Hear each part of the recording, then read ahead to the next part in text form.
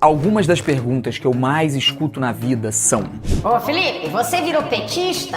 Como você aguenta os ataques e ameaças covardes dos bolsonaristas na internet?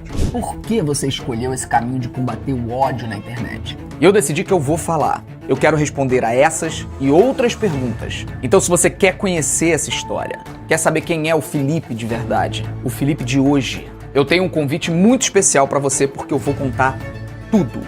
Eu estarei no ICL para um encontro histórico com o Eduardo Moreira, onde eu vou contar toda essa história. Os bastidores, coisas que vocês não sabem. Quer participar? Vai ser no dia 17 de outubro, às 8 da noite, nos canais do ICL e no meu canal ao vivo.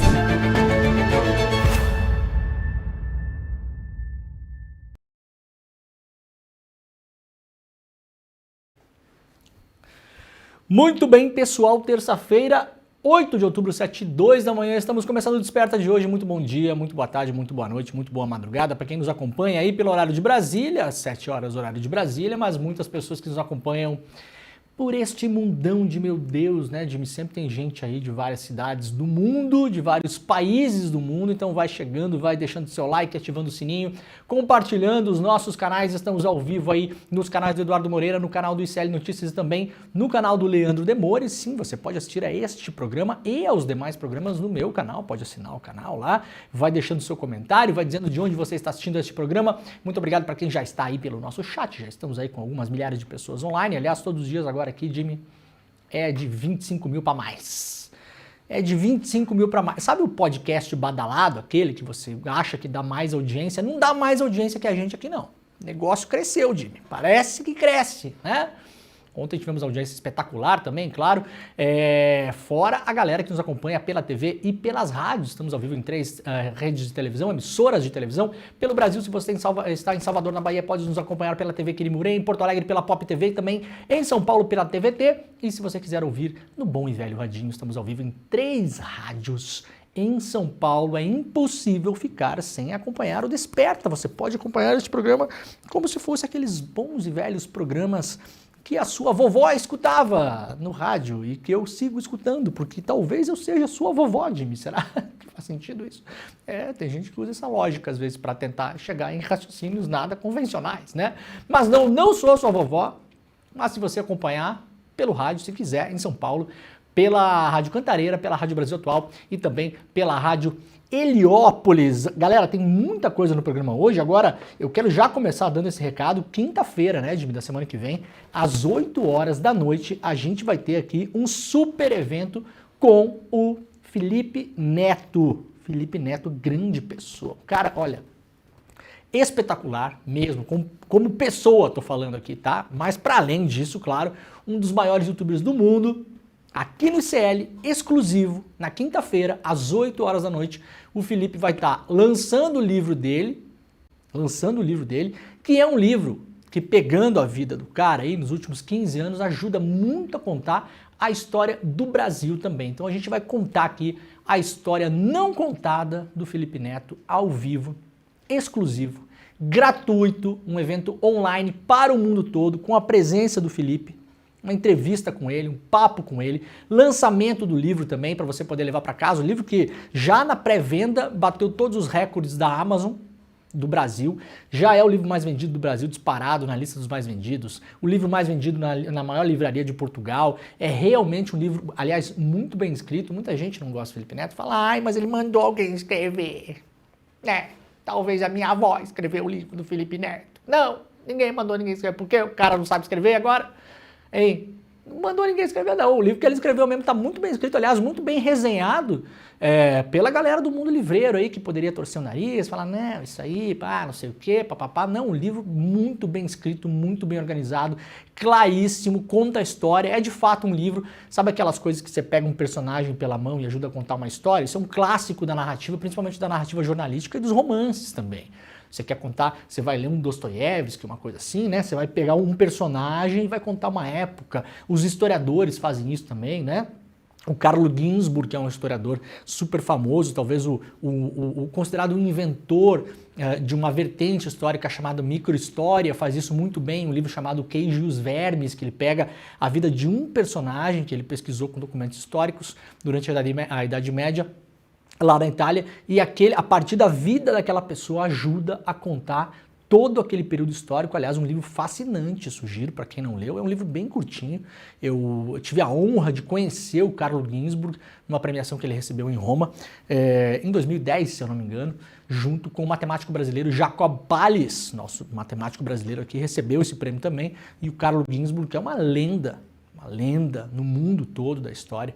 Então isso é uma técnica histórica, jornalística, de escrita, de narrativa, de romance, e essa técnica que o Felipe emprega, né, contando a sua história para contar uma parte da história do Brasil dos últimos anos, um livraço imperdível.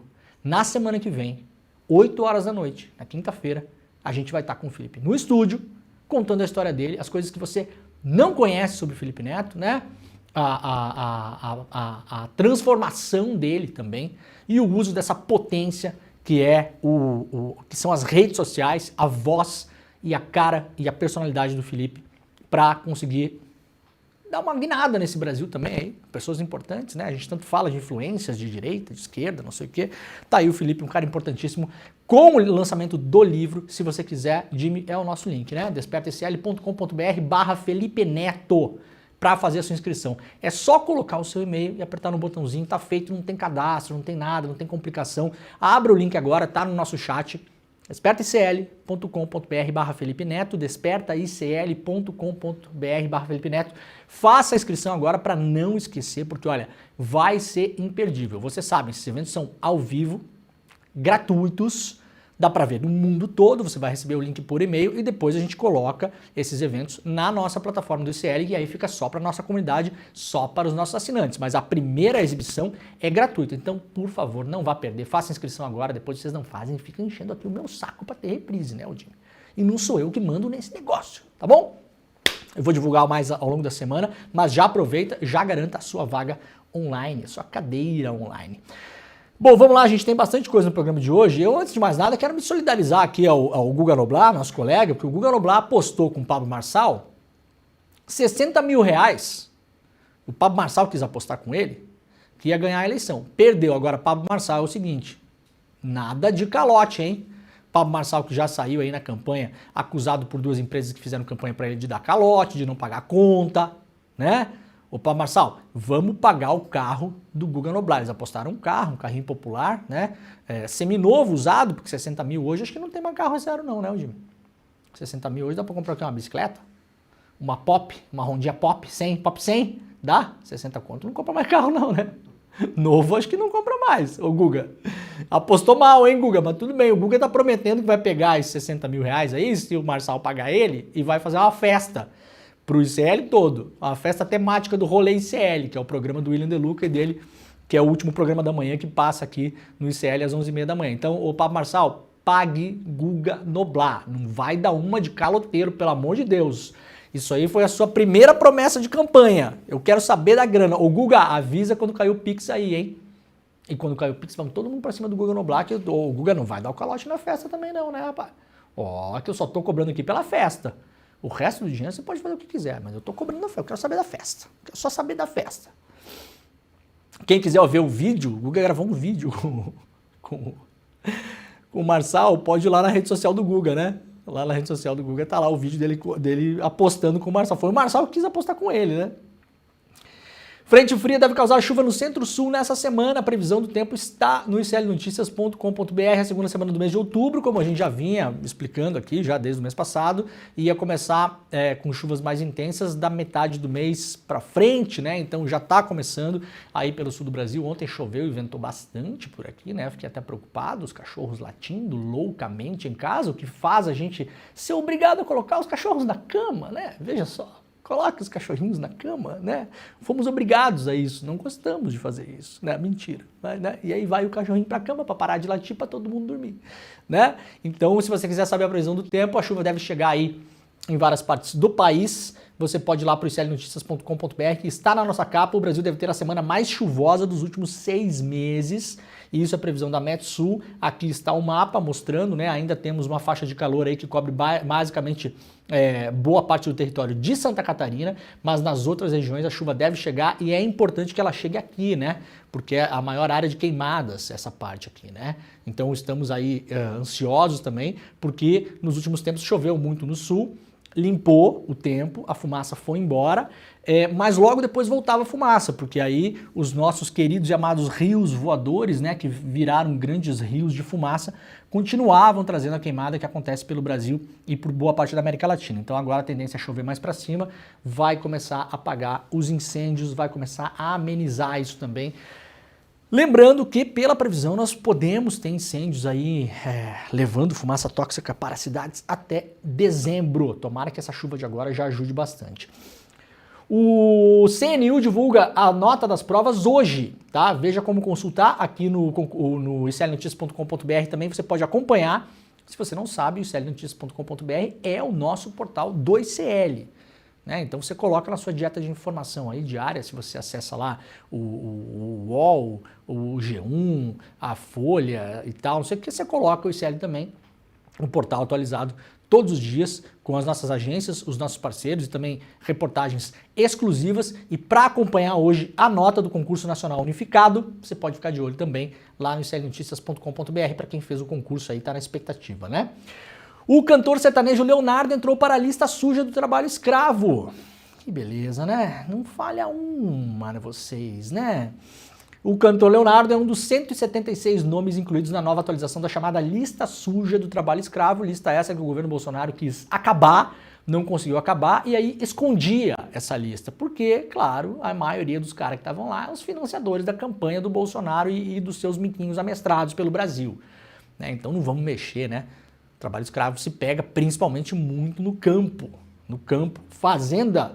A fazenda do Leonardo, ela é avaliada em 60 milhões de reais, mas não dá para botar lugar decente para as pessoas morar e não dá para pagar direito, né? Coitado, que pena do empreendedor. Vamos fazer uma vaquinha pro Leonardo manter a fazenda dele? Divulgado na segunda-feira, o cadastro mantido pelo Ministério do Trabalho e Emprego torna públicos os dados de pessoas físicas e jurídicas responsabilizadas pelo crime após operações de resgate de trabalhadores feitas pelo governo federal. A entrada do Leonardo na lista se deve a uma fiscalização realizada em novembro de 2023 nas fazendas Talismã e Lacanca, no município de Jussara, interior de Goiás. Na ocasião, foram encontradas 6 pessoas, incluindo um adolescente de 17 anos em condições degradantes, um dos elementos que configura a escravização contemporânea no Brasil. Aqui, ó, gente, ó. Aqui, ó, para quem não entende o negócio, né? Uma das fazendas avaliada nesse valor que eu falei para vocês, tá? 60 milhões. Isso aqui é a cama que a pessoa dorme, tá? Isso aqui é a pessoa, olha aqui, ó. É um pallet, né? Sei lá que porcaria que é essa. Um pallet com um colchão da grossura de um fio de cabelo. O lugar todo sujo, né? A gente dá para ver bem direitinho nessa foto aqui. Tá aqui, esse é um dos abrigos dos trabalhadores. Então, é claro, uma fazenda de 60 milhões, né, gente? Com 5 mil cabeças de gado em cima, onde muito provavelmente os animais são mais bem tratados do que os seres humanos, né, doutor Leonardo? Hein? Não adianta ganhar dinheiro e continuar sendo a porcaria que sempre foi, né? Não tem jeito. Não tem jeito mesmo. Como eu sempre falo, rico não adianta, né? Ah, já tem dinheiro suficiente. Não, rico nunca tem dinheiro suficiente, gente. Os trabalhadores dormiam em uma casa abandonada onde não havia água potável. Água potável. Fazenda, 60 milhões, 5 mil cabeças de gado. O cara é multimilionário. Se é que já não chegou em bilhão, Leonardo, porque o Leonardo tá ganhando dinheiro há uns 30 anos, né? Não havia água potável, banheiro e camas. O espaço para deitar é improvisado com tábuas de madeira e galões de agrotóxicos. O local também tinha sido tomado por insetos e morcegos e exalava um odor forte e fétido, descreve o relatório da fiscalização acessado pela Repórter Brasil. No final de julho, o cantor, né, o Leonardo, que é também conhecido como Emival Eterno da Costa, é o nome dele, comemorou seu aniversário em festa luxuosa na Fazenda Talismã. Muito possivelmente quando estava lá, né, com os Gustavinho Lima da vida, tomando as coisas lá, cara, e comendo churrascão do não sei o quê, e gente chegando de helicóptero, porque é assim a vida dessa galera, tá, gente? Você que não tem dinheiro não sabe como é que é, né? Eu não sei, não tem detalhe aqui, possivelmente tem quadra de pouso lá, aquela coisa toda, né? Aqui não diz, né? Mas deve ter pista de pô, então o cara chega no jatinho do Gustavo Lima, aquele que ele vendeu pra Beth, comprou da Beth, vendeu da Beth, comprou da Beth de novo, né? E não sei mais quem e tal. Enquanto isso, lá numa casa abandonada onde não tem água potável, a pessoa dorme em cima da tábua de madeira, escorando a cama com um galão de agrotóxico, tava o cara enchendo o bucho lá do monte de convidado, né? No mesmo lugar. Mesmo lugar. Isso aqui é o Brasil de sempre, esse negócio. É o Brasil de sempre. É brincadeira, né? A fazenda tem uma mansão, piscina, quadra esportiva, quartos estilo bangalô. Olha que lindo, né? A reportagem do Brasil de Fato, do Repórter Brasil, perdão, que está dando essa reportagem, entrou em contato com Paulo Vaz, advogado do Leonardo. Ele afirmou que o caso aconteceu em uma área arrendada da Lacanca. Isso acontece muito, viu? Lembram das vinícolas do Rio Grande do Sul do ano passado? Também pegas flagradas com trabalho análogo à escravidão? Ah, não, isso aí é terceirizado, é empresa terceirizada. Terceirização do Temer, lembra? Aquela que ia bombar o emprego no Brasil, que ia levar o Brasil para o patamar da Noruega. Lembram? Tá aí, ó. Isso tudo é usado como desculpa. Qual é o serviço sujo que a gente tem que fazer aqui, que não dá para pagar ninguém? Que tem que morar em casa que não tem água potável? Ah, esse aqui? Então tá, então vamos terceirizar, vamos arrendar, vamos pegar uma outra empresa e que se vire. Não é assim que a coisa funciona, não. É compartilhada, é solidária a responsabilidade em relação a esse tipo de coisa. Isso já é jurisprudência no Brasil. A responsável pela contratação dos empregados era de um terceiro, disse o advogado. É mole, como era o pessoal que ia colher uva no Rio Grande do Sul, como é o pessoal que é também resgatado do trabalho análogo à escravidão no sul do Rio Grande do Sul e em outros vários lugares, principalmente no campo, que é onde acontece mais. Todas as pessoas tiveram indenizações pagas e os processos encontram-se arquivados. Criada em novembro de 2003, a lista suja é atualizada semestralmente pelo governo brasileiro.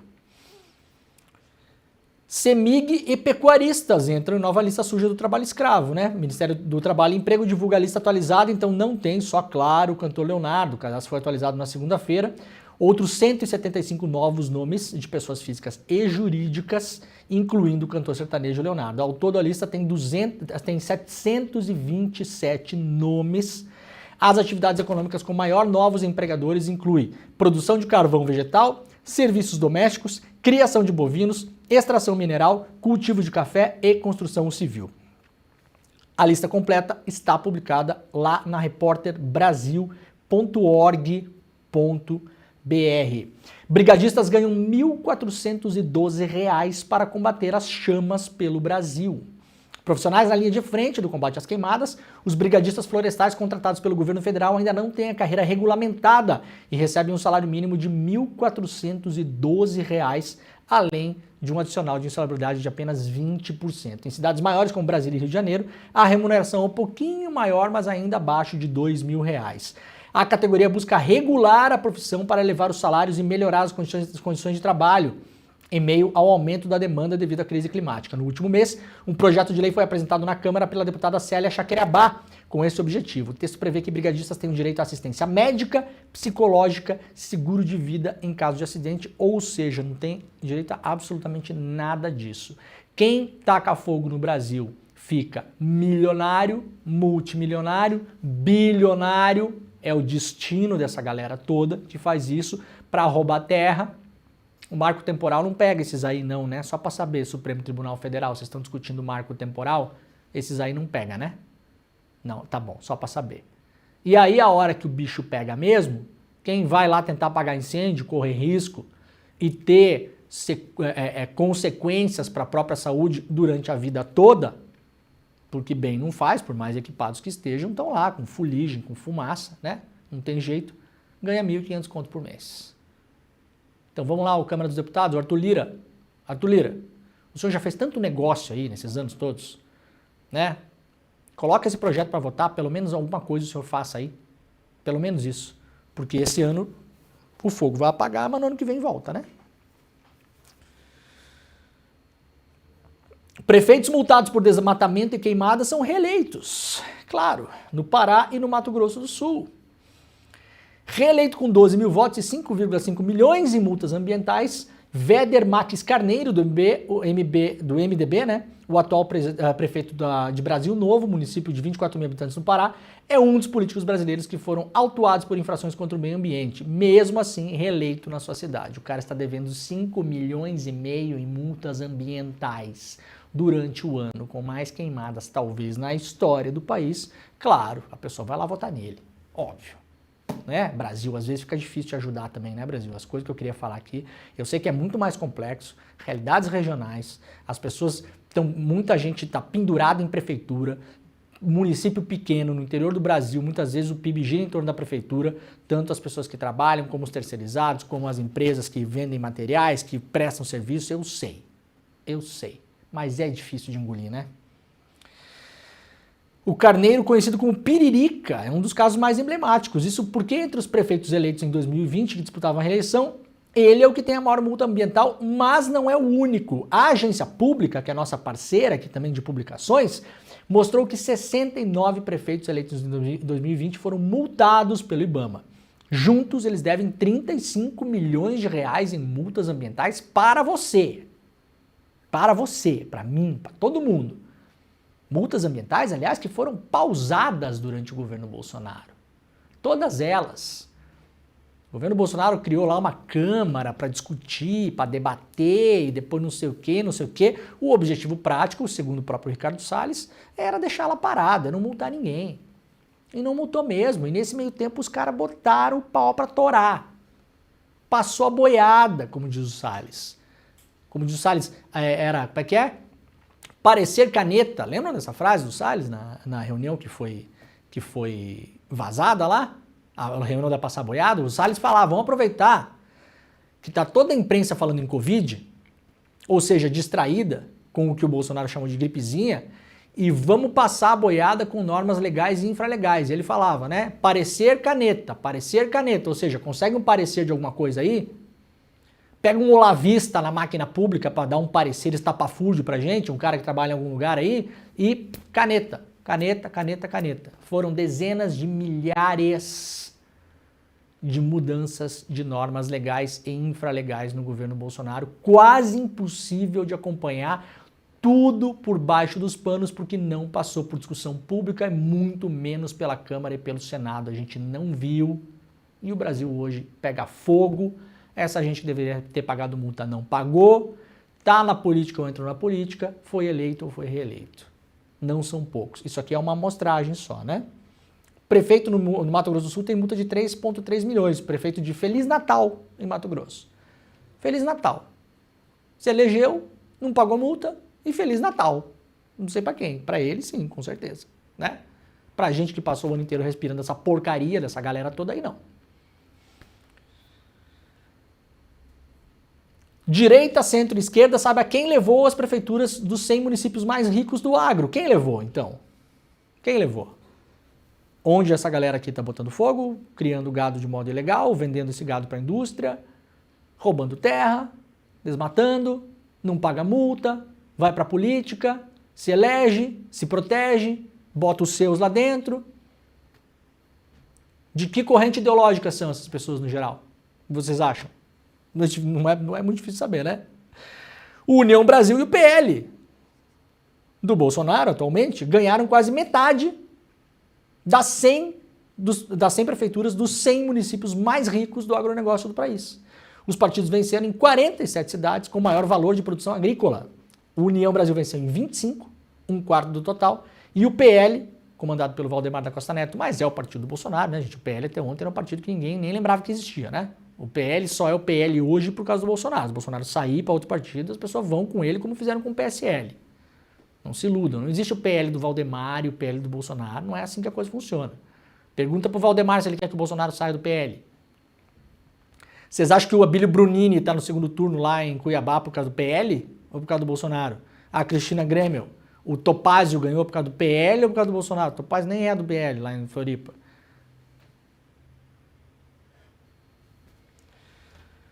Os números, claro, reiteram a predominância da centro-direita nos municípios agrícolas e alinhamento de líderes e entidades do setor produtivo ao ex-presidente Jair Bolsonaro, não porque acham o Bolsonaro bonito, mas pelo que eu acabei de explicar. O Bolsonaro é o passar boiada e é o que essa galera faz.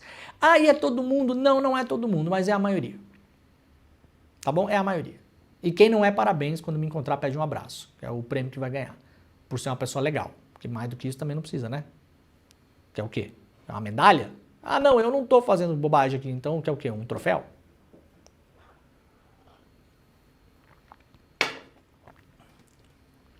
Levantamento feito pelo Estadão. Antártida está ficando verde em ritmo acelerado e isso é uma má notícia.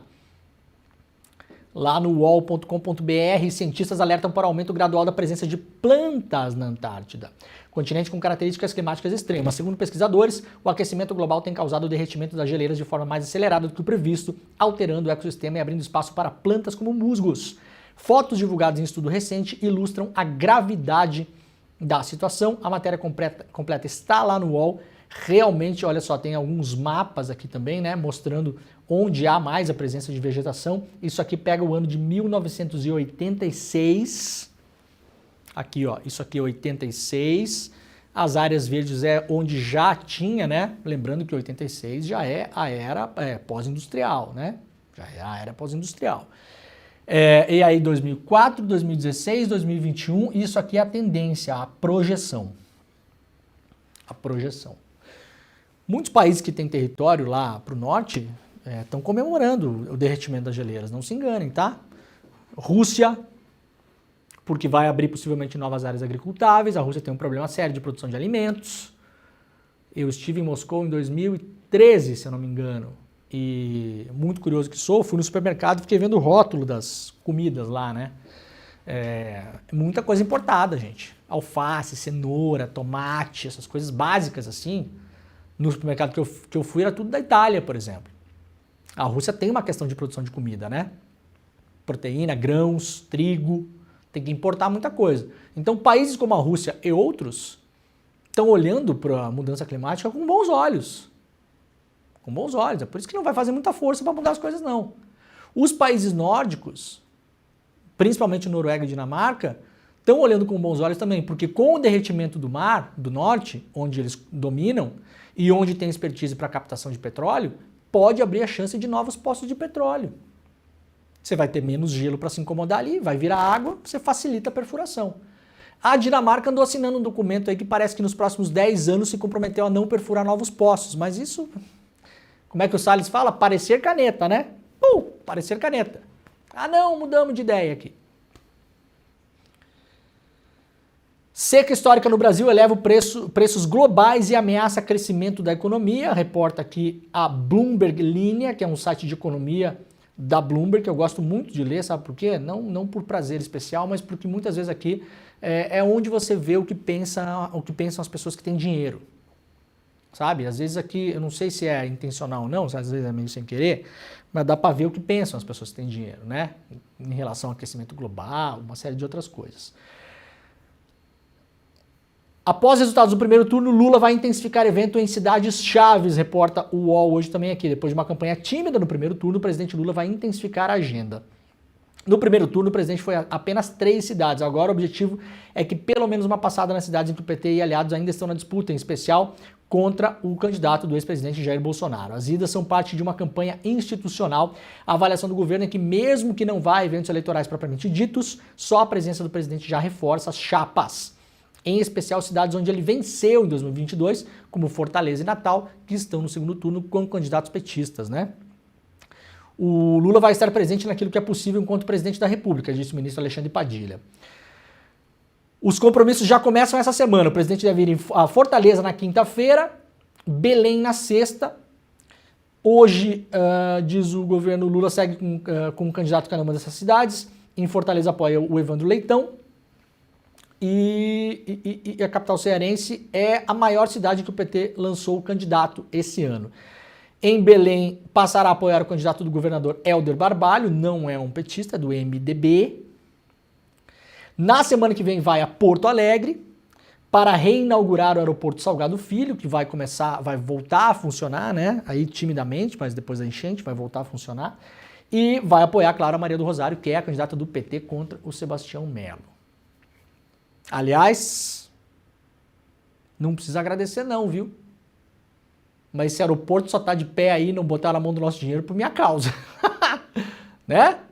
Vamos lembrar o que falava a Fraport e a mídia local, principalmente a principal colunista do jornal Zero Hora, Rosane de Oliveira, que nesse caso, com todo o respeito, atuou como lobista da empresa alemã. Não ia para dar para recuperar o aeroporto até o final do ano. Não ia. Foi o que falou a CEO da Fraport, que é a empresa concessionária que controla o aeroporto de Porto Alegre, logo depois das enchentes. Ia custar R$1 bilhão, e se o governo federal não pagasse esse dinheiro, eles iriam embora. Tava todo mundo engolindo esse negócio, né? Eu fiz aqui a leitura do contrato, coisa que me parece o básico a fazer. Me parece o básico. Ler um contrato. Revelei pela primeira vez que havia uma apólice de seguro de dezenas de milhões de reais, que poderia cobrir parte do custo, e fiquei batendo em cima de onde os caras tinham tirado o tal do bilhão. Aí a coisa mudou de figura. Foi uma solução intermediada? A contento? Parece que sim. O governo vai colocar aí cerca de 400 milhões no aeroporto, mas de um jeito muito diferente. A Fraport vai ter que primeiro encomendar as obras, fazer as obras, o dinheiro vai ser liberado aos poucos, vai ter avaliação técnica e acompanhamento de órgãos de controle de contas, para saber se o dinheiro está sendo gasto mesmo, e cobrança para que o seguro cubra aquilo que deveria cobrir. Nada disso estava sendo cobrado pela imprensa do Rio Grande do Sul, muito antes pelo contrário. Estavam atuando como lobistas de empresa multinacional alemã que quer vir aqui no Brasil, nos dar tapa na cara e tirar a gente para otário. No mais das vezes conseguem.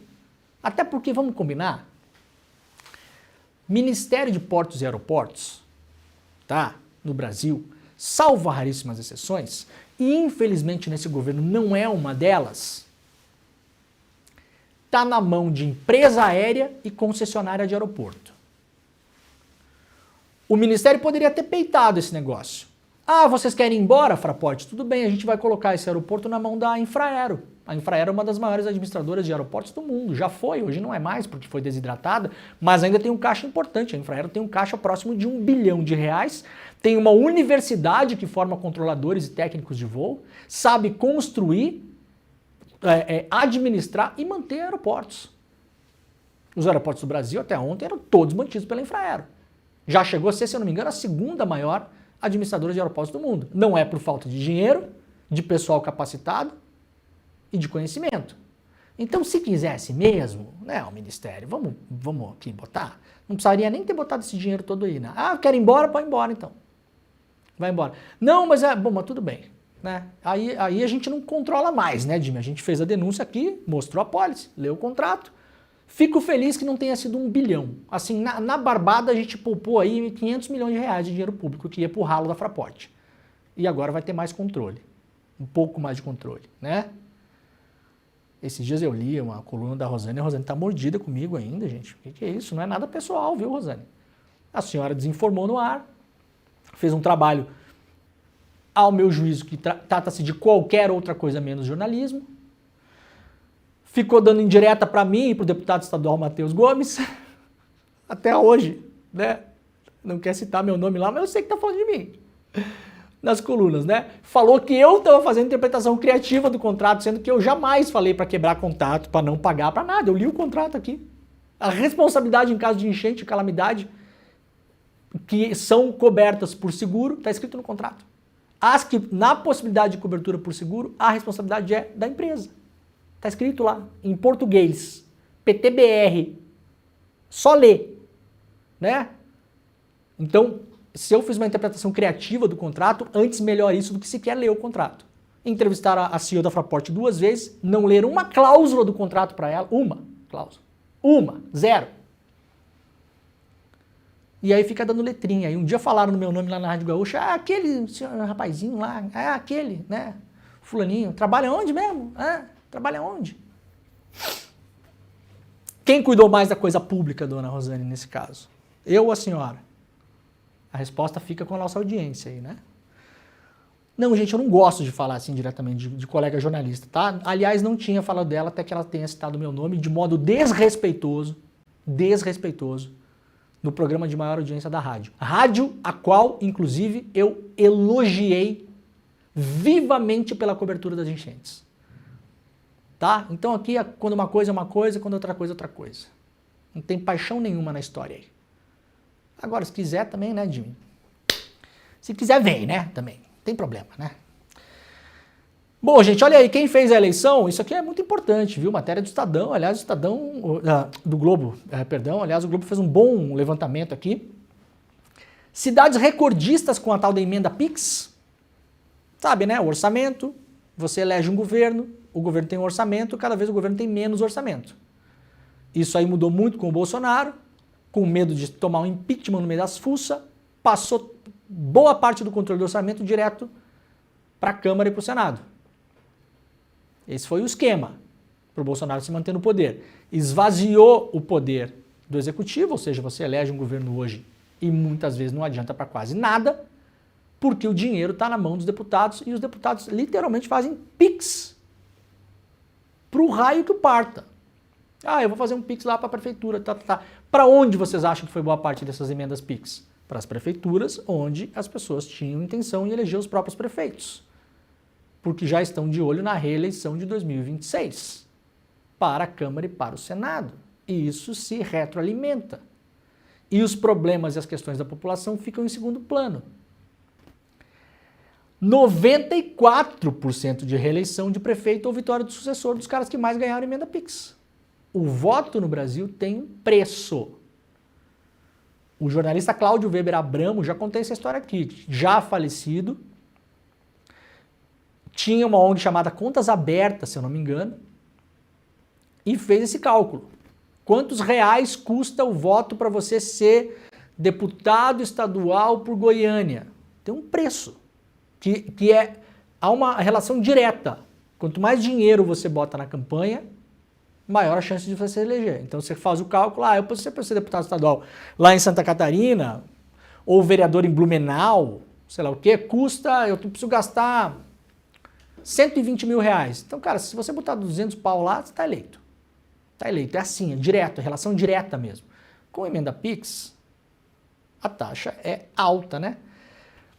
As emendas PIX tiveram índice de reeleição de seus governantes maior do que o registrado no restante do país. Levantamento do Globo, nos 178 municípios indicados pela CGU como principais destinos das verbas, aponta que em 100 desses municípios o prefeito foi reeleito, enquanto em outros 45 conseguiram fazer o sucessor do mesmo grupo político. Ou seja, você pega o prefeito que ganhou a emenda PIX, 178 municípios, que são apontados pela Controladoria Geral da União, que foi a galera que levou mais grana, os principais destinos, dos 178,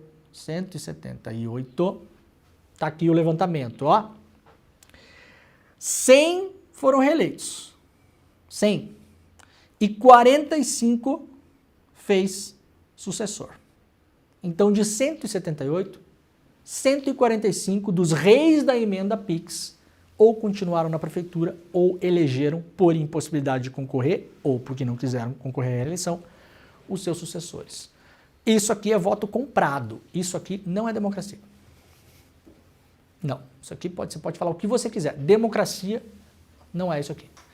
Essas emendas vão para a conta das prefeituras para fazer qualquer coisa sem controle, sem projeto, tanto é que o STF, via Flávio Dino, no mês passado teve que definir que tem regra diferente, que tem que ter projeto aprovado, tem que ter destinação específica.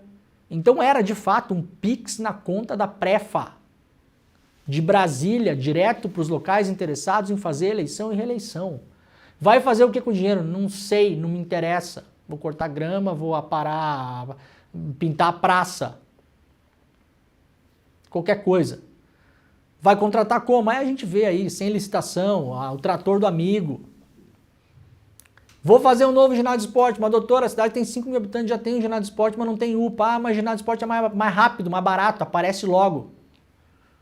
Em 8 meses está levantado. 4 paredes, um telhado de zinco, pinta quadro, está resolvido. É isso. Não há avaliação das necessidades da população. O nome disso é compra de voto, tá, gente? Uma compra de voto institucionalizada, sobretudo no governo Bolsonaro.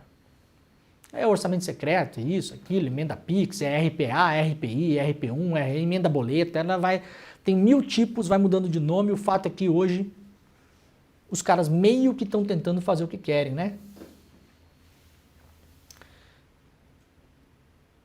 Prefeitos de cidades afetadas por enchentes no Rio Grande do Sul não conseguem se reeleger. Isso aqui são as cidades, parte das cidades mais afetadas. Porto Alegre, o Melo está no segundo turno, vamos lembrar, tá? Mas no Vale do Taquari, que foi onde a gente foi fazer a nossa cobertura, em maio, nós estivemos em todas essas cidades.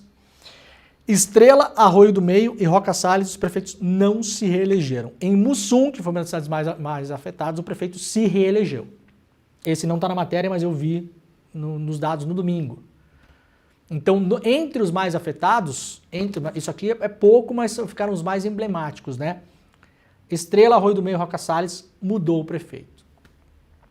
Resta saber se mudou para pior, né?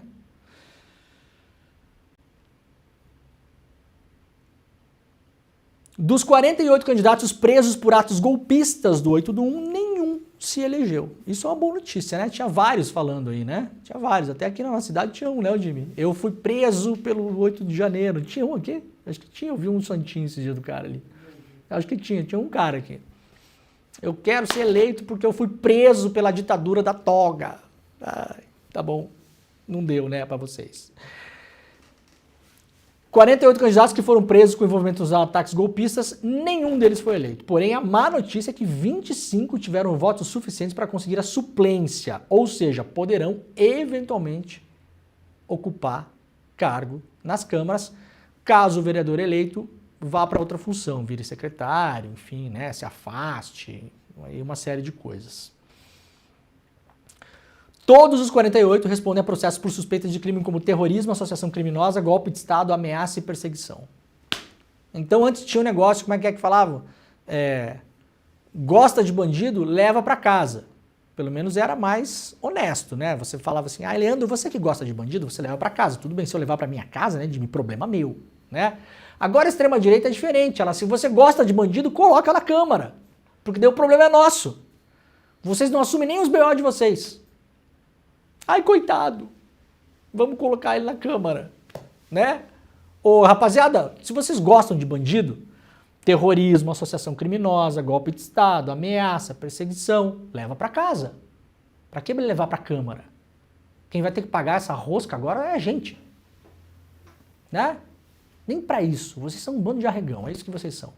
Tudo uns Gustavo Lima que foge para Miami. Tudo uns Pablo Marçal que não dá coletiva depois de perder a eleição. Vocês, tudo aí. O Brasil é um país tão democrático que esses caras puderam participar de eleição, veja. Né? A ditadura do Brasil. Olha a ditadura do Brasil, que interessante que ela é. O Brasil é um país tão ditatorial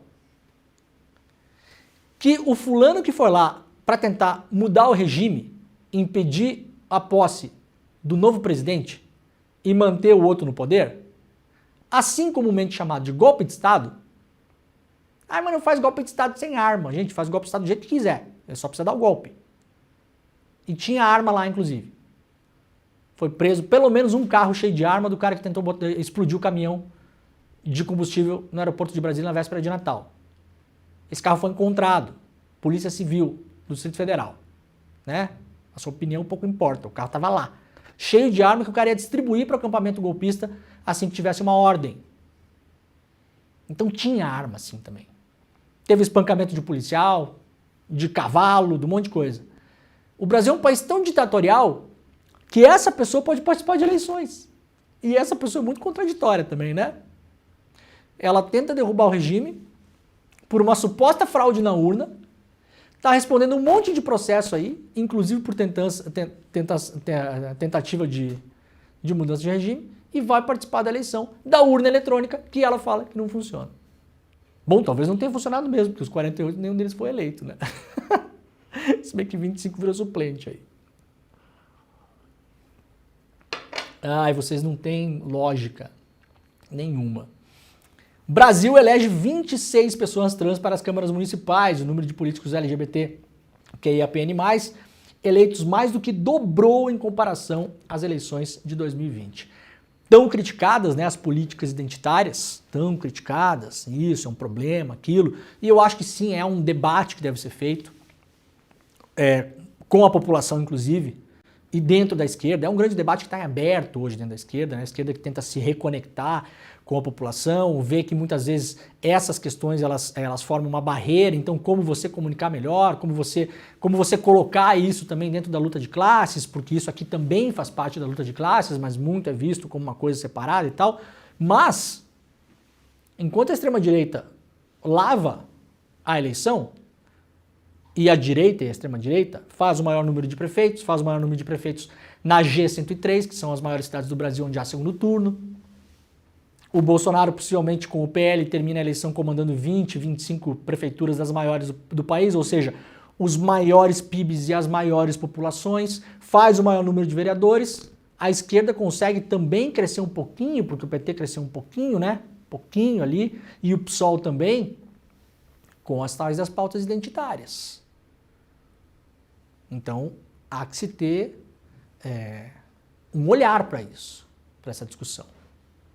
De modo objetivo também. Porque, efetivamente, parecem boas pautas para os legislativos. Suspeitas de corrupção e assassinato freiam a eleição de Garotinho e dos Brazão, lá no Rio de Janeiro, né? O Garotinho, o Caio Brazão e o Valdir Brazão não conseguiram se reeleger porque o Garotinho é um cara todo enrolado e os Brazão aí estão presos, né? O cara está preso até hoje por ser considerado o mandante do assassinato da Marielle Franco. Votos de petista irão definir vitória de Bolsonaro ou Caiado em Goiânia. O segundo turno em Goiânia será uma disputa da força entre duas lideranças nacionais de direita. Ronaldo Caiado, do União Brasil, governador do estado, e o ex-presidente Jair Bolsonaro. Vai vencer quem conquistar os votos que no primeiro turno foram por uma petista que trocou o vermelho pelo lilás, a delegada Adriana Accorsi. Ela teve 168 mil votos, fez impressionantes aí, quase 25% dos votos válidos, ficou em terceiro lugar. O primeiro, o ex-deputado estadual Fred Rodrigues, do PL, teve 214 mil votos, e o empresário Sandro Mabel, 190. Então também chegou tudo muito próximo ali. Ela, petista, realmente é o fiel da balança lá. Ué, mas o Caiado e o Bolsonaro não são aliados? É mais ou menos. É mais ou menos. O Caiado já deu um passo muito mais adiante do que o Tarcísio, por exemplo. O Tarcísio, gente, o Tarcísio não troca de roupa sem falar com o Bolsonaro, tá? Vocês não se iludam aí. Ah, e o Tarcísio saiu vencedor da eleição. Sim, importante para o Tarcísio conseguiu conter, inclusive, o Bolsonaro em várias coisas que ele faria na eleição de São Paulo. Se dependesse do Bolsonaro, era capaz de ter abandonado o Nunes mesmo e apoiado o Marçal. O Tarcísio conseguiu segurar, saiu muito mais bem visto no comitê do Nunes do que o Bolsonaro, mas ontem o Nunes já falou que o apoio do Bolsonaro é importante porque o Nunes também não é bobo. O Bolsonaro é uma liderança forte, popular, com milhões de votos pelo país e ajuda a fazer eleição, sim. Ajuda a fazer eleição, sim. O Caiado já deu um passinho a mais, porque tá todo mundo de olho na sucessão do Bolsonaro e quem vai tomar o comando dessa extrema-direita no Brasil, né? Deu umas fissuras aí, apareceu o Marçal, isso e aquilo. Mas notem que a maioria na campanha e os que foram no segundo turno ainda estão debaixo da asa do Bolsonaro. Não se iludam. A tal da Cristina Grêmio lá, jornalista antivacina, em Curitiba, o Abílio Brunini, o André Fernandes, que é lá em Fortaleza, o André Fernandes, eu acho, né? O Bruno Engler, em Belo Horizonte, isso é tudo gente debaixo da asa do Bolsonaro. Não é do Valdemar da Costa Neto, não é do não sei o quê. Não, isso aí é núcleo duro. Mas teve aí algumas pessoas com umas asinhas de fora. Não se iludam, o Bolsonaro vai torcer agora e atuar fortemente, se precisar, pela inelegibilidade do Pablo Marçal. Porque o Pablo Marçal se mostrou um cara não submisso ao Bolsonaro. Queria o Bolsonaro na campanha, admira, é um mito, é não sei o quê, mas não manda em mim. Porque o Marçal, ao contrário do Nicolas, do Gaia, da Carla Zambelli, do Hélio Negão, dessa galera toda, não nasceu debaixo da asa do Bolsonaro, tem vida própria. O Caiado deu um passinho já também. Já deu um passinho ali. PP de Lira e MDB de Renan levam 90% das prefeituras e se armam para 2026. Isso aqui é uma guerra regional que aconteceu lá nas Alagoas. O Renan Calheiros, através do MDB, e o PP, comandado pelo presidente da Câmara, Arthur Lira, conquistaram 92 das 102 prefeituras de Alagoas. Ou seja, o estado inteiro praticamente está na mão de 2 partidos.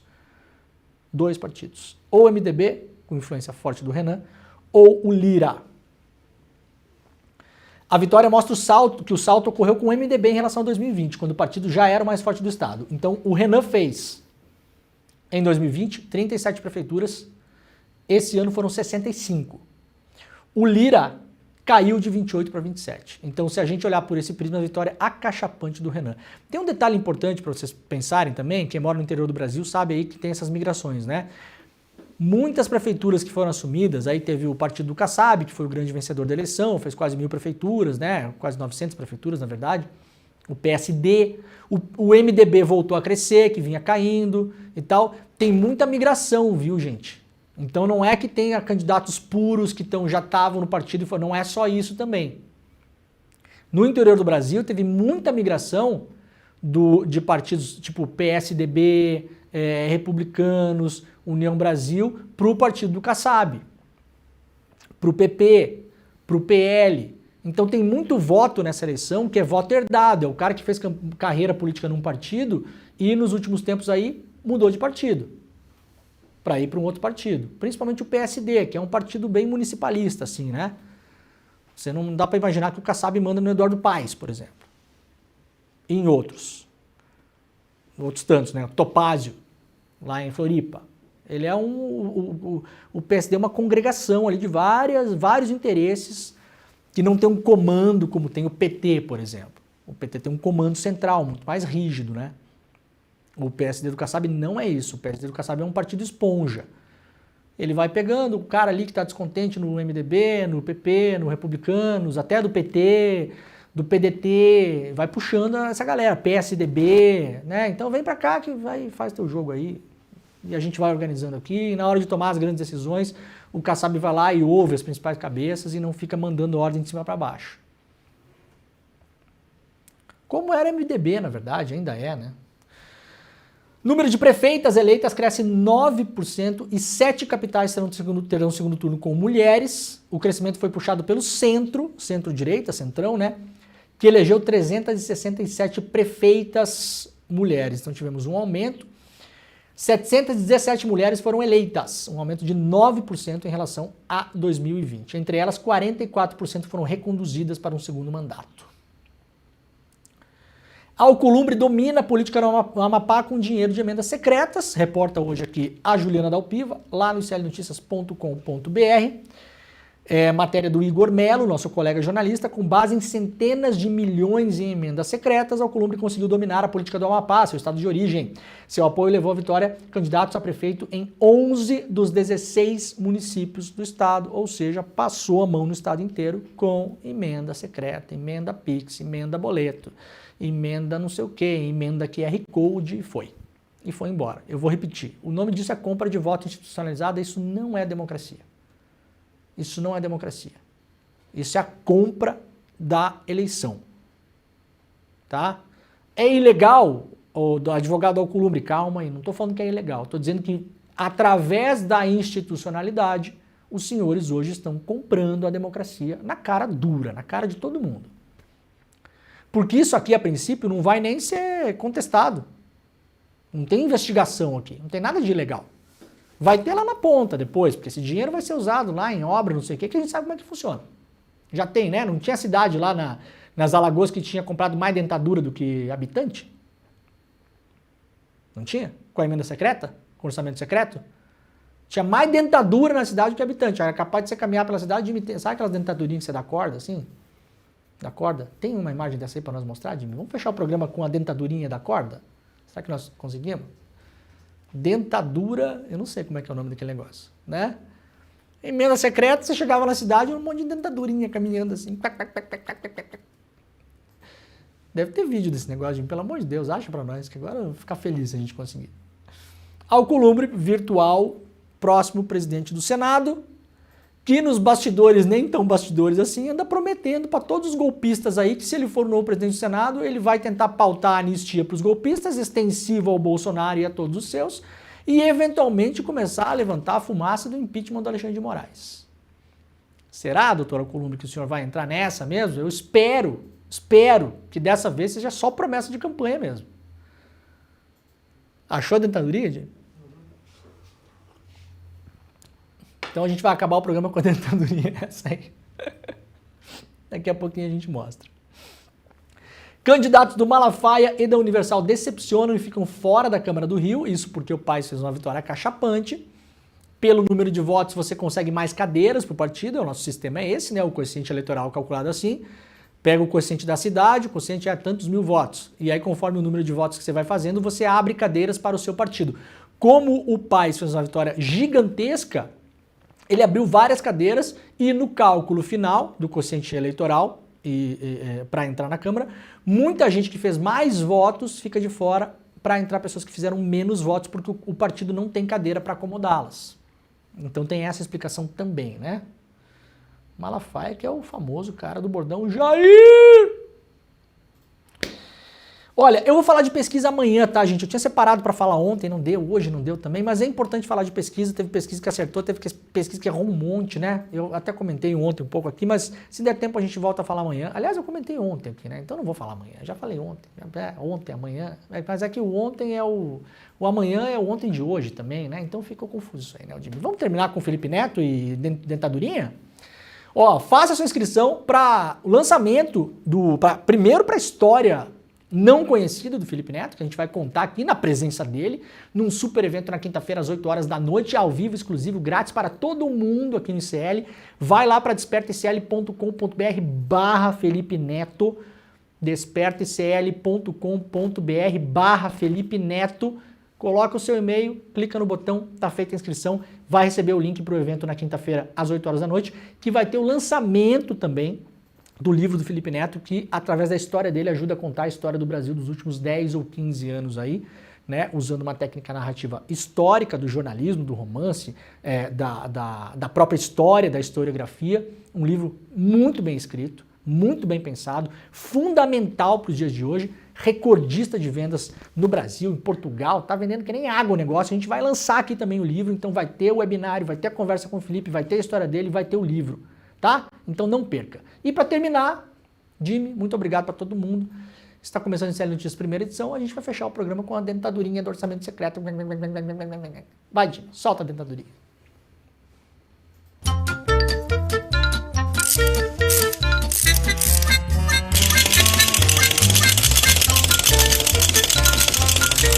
Eu já errei muito na internet, pode ter certeza disso.